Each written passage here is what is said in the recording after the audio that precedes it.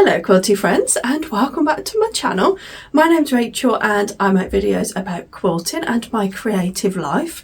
Anywhere that you can find me on the web is listed down in the description box underneath this video, including now over on Facebook, because a lot of people messaged me saying other people on Facebook were using my videos, and I thought it's probably a good idea if I'm on Facebook so that I can try and stop that. But thank you to everyone who notified me about that. Anyway, today, as promised, I thought I would share with you my Tilda Christmas quilt. So this was using the Merry Little Christmas fabric. I am about 2/3 of the way through the quilt. I'm going to put it up on the design wall in a moment and show you the progress. But it's kind of a self-drafted pattern. It is only a sawtooth star, but I'll give you all of the measurements because it took me quite a while to try and figure out everything that will maximise the beautiful fussy cutting in this collection. This is my favourite block throughout the whole quilt. So I actually saw a vintage quilt, and I'll put a picture up on the screen here. I saw it advertised for sale on Instagram, and I was like, I love that quilt. It's just perfect, and it was perfect for the Christmas. There is a border of flying geese all around the edge. I don't think I'll get a chance to put that up on the board just because there's so many of them, but I have started making them as I go through the quilt because I didn't want to leave, I think there's over 200 or something flying geese until the end. So I'll share with you all of my tips and tricks as we go through the video today. So let's get it up on the design board and see what we think.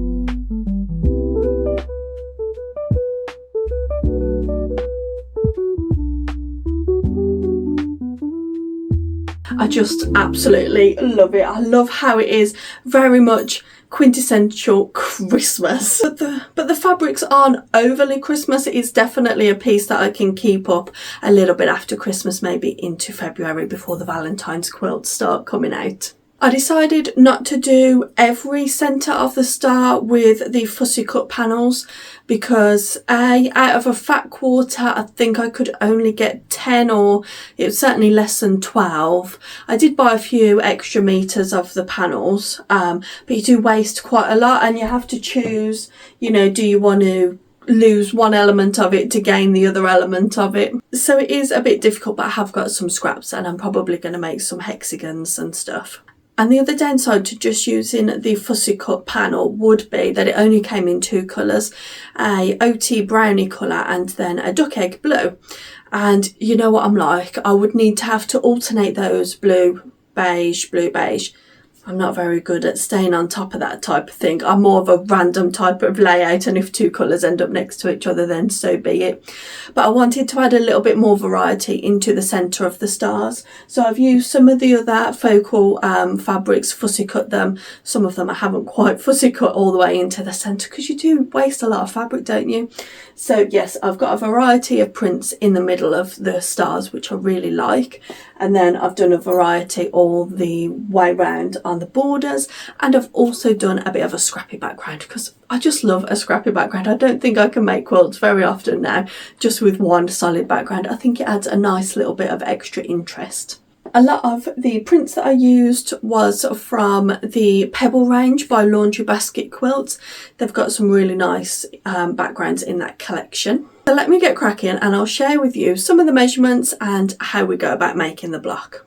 So I've got all of my pieces cut and held in little sections, so I've predetermined the colour selection, and all I did when I opened the fabric, I spray starched, ironed it, and then I tried to make several blocks using one fabric. So let's say this green, I would have done 2 or 3 making the half square triangle, and then 2 or 3 with it being the border, and then mix and matching that across different centres and different background prints so that I could get a variety, and so I could try and maximise on all of the fabric. So yes, I've got them all laid out here in pairs.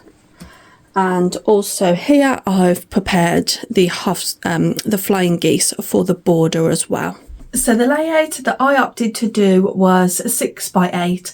I was originally going to do 8 by 8, but that would have meant that not even extra wide quilt backing would have fit on the back of the quilt. So I've opted for 6 by 8. The finished size of the block is 10 inch, so it'll be 60 by 80. So that's a nice ratio, but then you're going to have the border as well. So it is going to be quite a big quilt that I'm opting for, but you can make it any size that you like. The flying geese in the border are 4 by 2. All of the flying geese are 4 by 2, so they're the same size. I think I gave myself a rough calculation that I would need 108 flying geese at least. There might be more that I need to add on to that. And when you're doing it 4 at a time, that makes it 27 sets that you need. It doesn't quite sound right, does it? That might make a touch more. And in between the flying geese border and the main border, there's just going to be a very thin white strip just to separate them. If you can keep it divisible by 2, I think I'm going to make mine. I might do it 2 inch. I'll have to do the quilt maths when I get to the border. Yes, I've just had to think about it, and I think it will just be a 1 inch strip, so cut at 1.5 inch, and then it will just be a tiny 1 inch sashing just to break up the edge. Because that will mean that you add an extra, it'll be 2 inches added, and that will make it 1 extra flying geese that you need top and bottom to accommodate for that.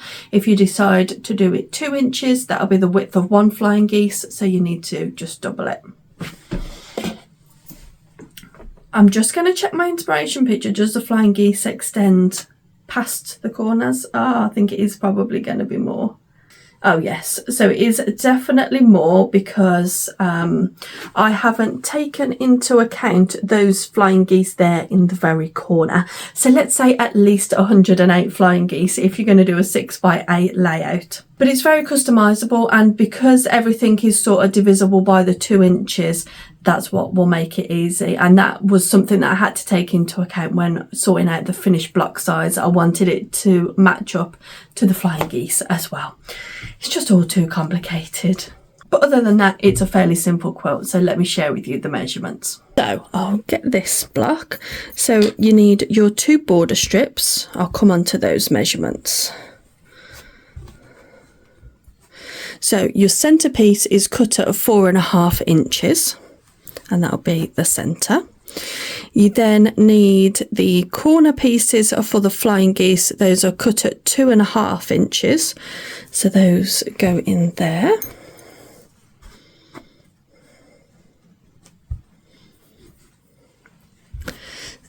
And then for the actual flying geese, I've decided to do a 4 at a time. So this is 5 3/8 for the background. For the actual points of the star, these are cut at 3 inch, and you need 4 of those. I'll show you how to do a 4 at a time flying geese. If you decide to change the size or anything, you can find almost like cheat sheets that tell you what size to cut your fabric and what size your flying geese will end up being. So in this instance, for that size 3 inch and 5 3/8 inch, you'll create a 2 by 4 flying geese, and it makes 4 of them. Oh, I've only picked up 3 there.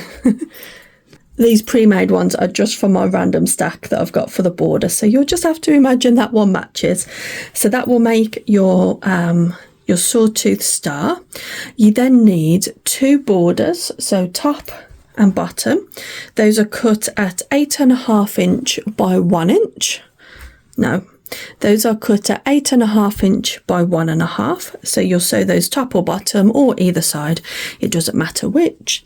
And then the final strips are 1.5 inch by 10.5, and then just cut 2 of those. And then of course, when you sew everything together, it will shrink down. So let me get one prepared. Not this one. We'll make this one up with these brownie stars, and we'll get it sewn together. And don't worry about trying to remember all of the measurements. I will write them in the description down below as well. Just copy them out and write them on a scrap of paper like I did and refer back to it. And I've actually got a new friend to share with you. I'll be doing a full video giving a review in a couple of weeks when I've had a good little playtime. Are you ready? She's got a little cover on her to keep the dust and the sun off. This is Ellie, the Epic Quilter. And a lot of you will know that I'm a Husqvarna representative. These are my favourite machines, and this is my most recent machine that is on loan from them, and that's what I'll be using in today's video. The first thing we'll need to do is mark the back of the pattern fabric, the 3-inch squares. So you can do loads at once if you want to, but I prefer just to work on maybe 3 or 4 blocks at once. Save yourself getting too confused. So all you need to do is mark a diagonal line on the back. I just use a mechanical pencil rather than a heat erasable pen or anything. So I just simply lay my first square in the corner with the diagonal line going into the centre, and you're going to sew a 1/4 inch down the side. But then stop when you get to about here. Lay your next piece, and those diagonal lines should be meeting each other. There we go, and just continue to stitch all the way down. I'll finish with a bit of a leader and ender underneath. And then you just need to rotate and sew a 1/4 inch away from the other side of the line. And then this is what that looks like. So you've got a stitch line essentially 1/2 inch apart, but you've got the pencil mark in the middle. And I just cut mine apart with a pair of scissors.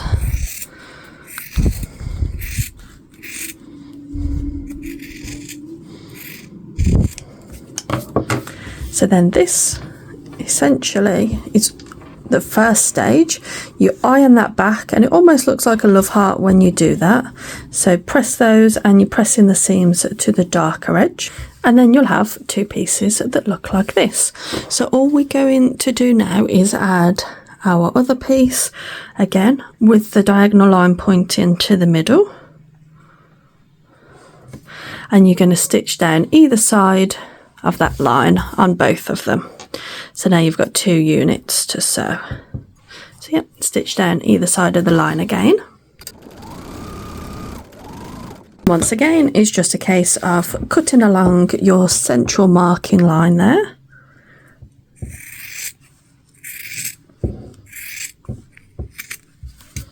Do that on both of them.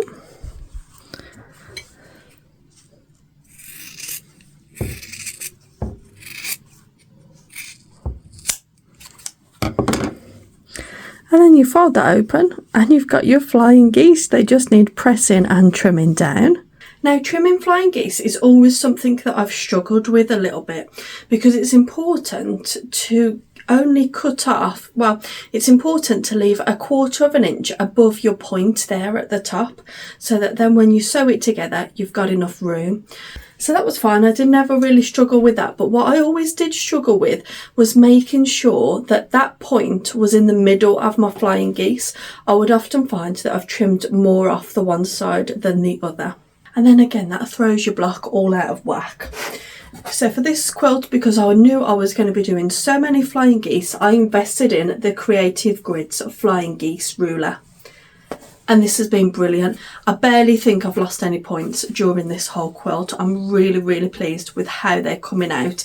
And also the cutting process is so much easier. A little bit hard to see on the video, but you've essentially got 2 steps. So you trim using the one side of the ruler, and then you completely rotate the ruler around and trim from the second side. So let me show it to you in action. You can trim all the way up